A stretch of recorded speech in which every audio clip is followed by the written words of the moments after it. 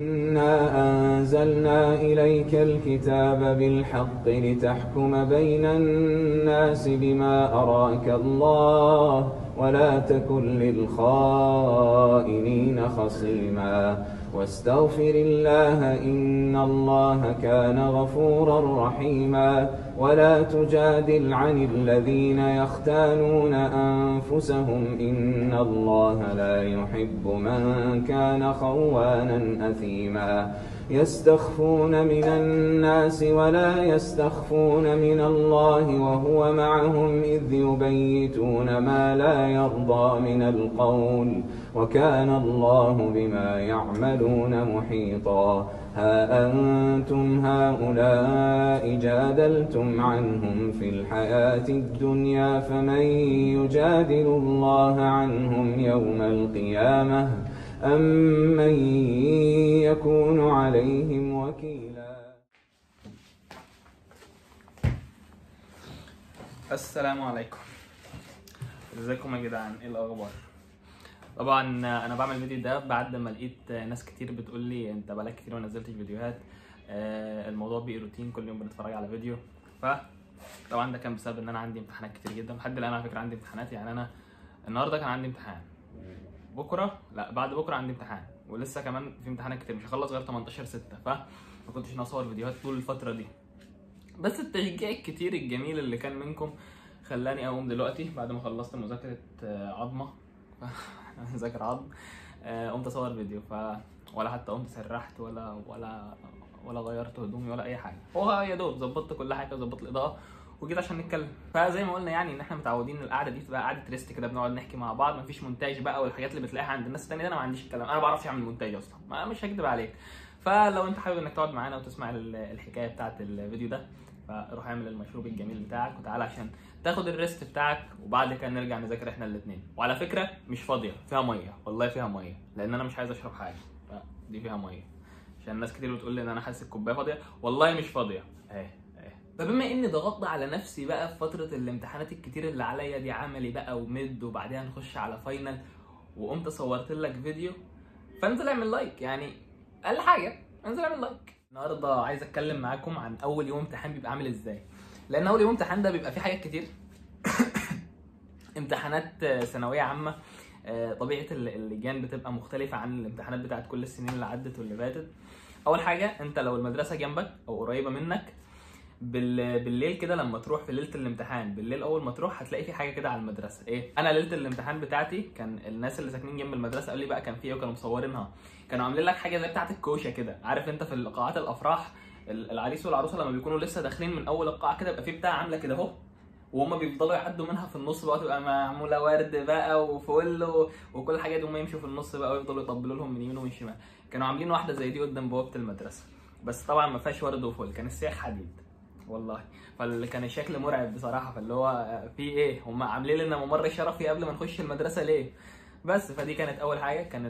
كان الموضوع مربك شويه. كان في بعد كده اول يوم رحنا كنا كلنا بنعدي بقى من البتاعه دي، وفي بقى بوليس، في بوكس وشرطه كتير ودنيا بقى، حاجات كتير والله. كانت مليانه عساكر ومليانه ظباط، مش ظباط اظن كلهم كانوا عساكر، وعربيات بوكس بقى قاعدين، واحنا معديين بقى في النص كده، وناس كتير واقفه لنا على البوابه، كلهم قاعدين يفتشونا، وافتح الشنطه ووريني الموبايل اللي معاك، هات الموبايل اللي معاك. ياخدوا منك الموبايل، يحطوا لك عليه لزقه، يقول لك اكتب اسمك، ويخلي الموبايل معاه تحت، ويقوم طالع بقى ايه، بعد كده تطلع تروح اللجنه، ولما تخلص تنزل تاخد الموبايل.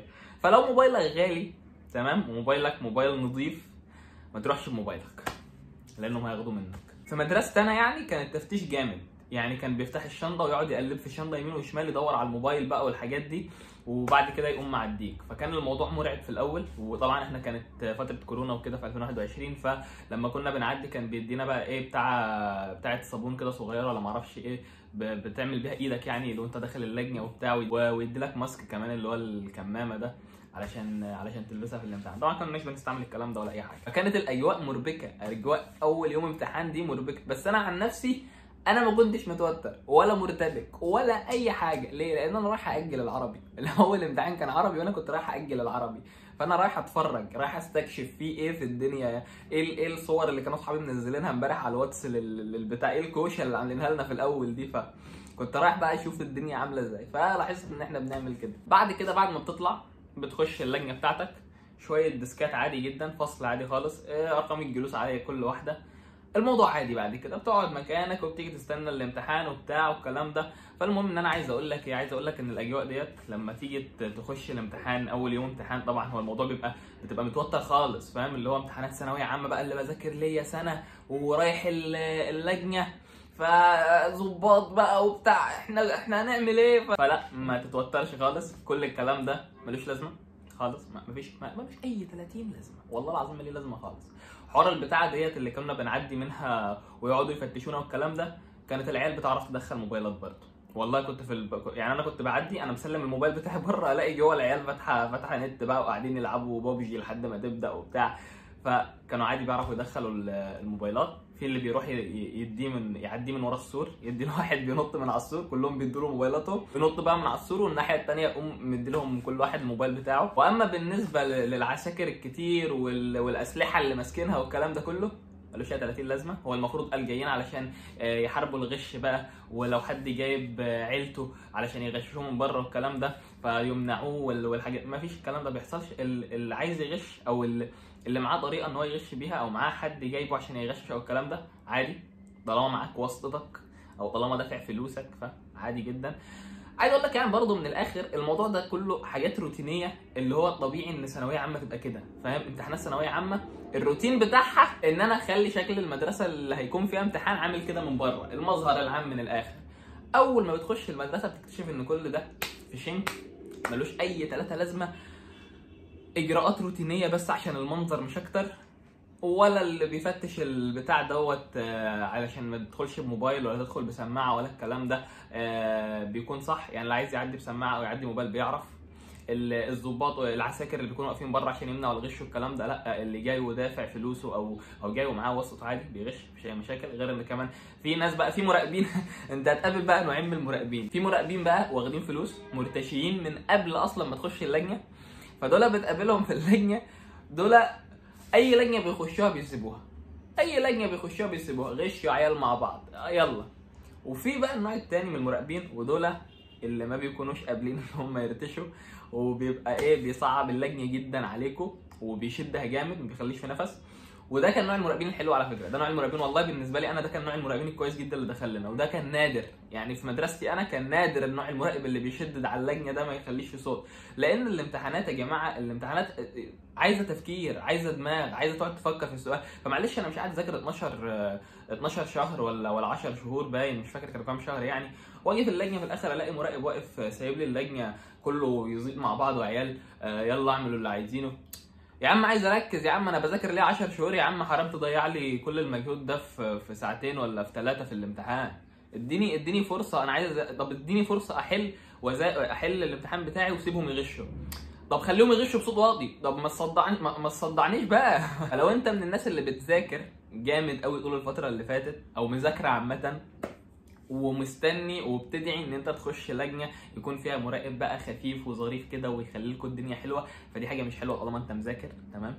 ليه؟ لان ده هيعمل لك هيوترك في اللجنه، غير ان انت طالما بتحل في حالك فهيخلي كل العيال فوق نافوخك. فمن الاخر لو انت شايف ان حوار اللجنه تكون سايبه دي حاجه في مصلحتك، فهي مش في مصلحتك خالص، بالعكس دي حاجه ضدك.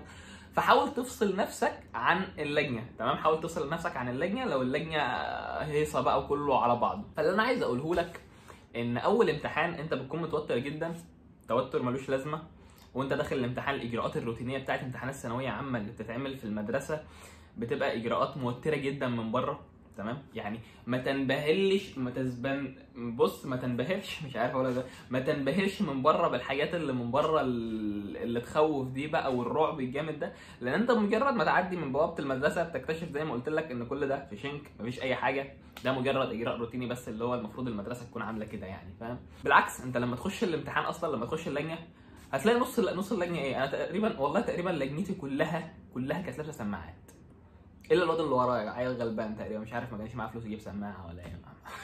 الحاجه الثانيه اللي عايز اقولها لك، ما تخليش الناس تتاثر عليك، ولا الناس اللي معاها سماعات، ولا الناس اللي معاها موبايلات في اللجنه، هتقابلهم، والله العظيم مهما قال لك اللجان بتكون شاده واللجان بتكون جامده والكلام ده، بتقابلهم، هيكونوا موجودين في اللجنه عندك. لو ما عرفتش تفصل نفسك عن الناس دي، ده هيوديك في داهيه. لازم تفصل نفسك، لازم تزعق. لو حد قرب من الديسك بتاعك زعق وابعدهم عنك، واتكلم مع المراقب بصوت عالي. لما تتكلم مع المراقب بصوت عالي هو بقى لازم يكش سنه ولازم يبعدهم عنك، فاعمل كده بس. وده اول يوم امتحانات، مفيش اكتر من كده، ما تقلقش. اول يوم امتحانات يوم عادي خالص. كل الحاجات اللي انت تشوفها مرعبه من بره ده اجراء روتيني مش اكتر. لو كنت وصلت لحد الحته دي في الفيديو فانزل اكتب لي في الكومنتات ان انت وصلت لحد اخر الفيديو، وانا هعمل لك لاف. لا لاف، هعمل لك لاف.